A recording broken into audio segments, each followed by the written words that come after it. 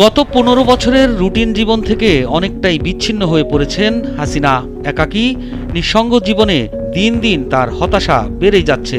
যারা তার সঙ্গে ক্ষণিকের জন্য দেখা সাক্ষাতের সুযোগ পাচ্ছেন তাদের কাছে এমন হতাশার কথাই জানান দিচ্ছেন হাসিনা। প্রয়োজনে জেল জীবনকে মেনে নেবেন, তবুও দেশেই ফিরতে চান হাসিনা। এমন খবরই ভারতের আনাচে কানাচে ব্যাপকভাবে আলোচিত হচ্ছে।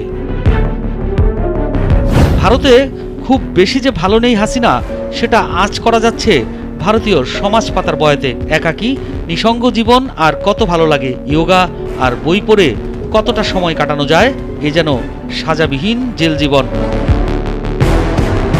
পরিস্থিতি বিবেচনায় দেশ ছাড়লেও এখন তার মনে উকি দিচ্ছে নানা কল্পনা। একে তো নেতাকর্মীদের রেখে পালিয়ে যাবার অভিযোগ, তার উপর একের পর এক হত্যা মামলা। কি করবেন ভেবে কুল পাচ্ছেন না তিনি। ভারত সরকারও যে তাকে খুব বেশি মূল্য দিচ্ছে তা না, স্রেফ সাবেক প্রধানমন্ত্রী হিসেবে সুরক্ষায় রাখা হয়েছে তাকে। পালিয়ে যাওয়ার 4 মাস হাসিনা ইস্যুতে ভারতও কোনো কার্যকর পদক্ষেপ না নেয়ায় হতাশা নিয়েই বাংলাদেশে ফেরার ভাবনাটি মাথায় বেশি ঘুরপাক খাচ্ছে বলে ধারণা করছেন ভারতীয় বিশ্লেষকরা। দেশে ফিরে জেলে থাকতে হলেও দেশে আওয়ামীপন্থীদের ভালোবাসা অন্তত পাওয়া যাবে, এমনটাই নাকি ভাবছেন হাসিনা। ভারতে কার্যত হাসিনা যে অবস্থায় আছেন সেটা জেল জীবনের চেয়ে খুব বেশি স্বাধীন নয়।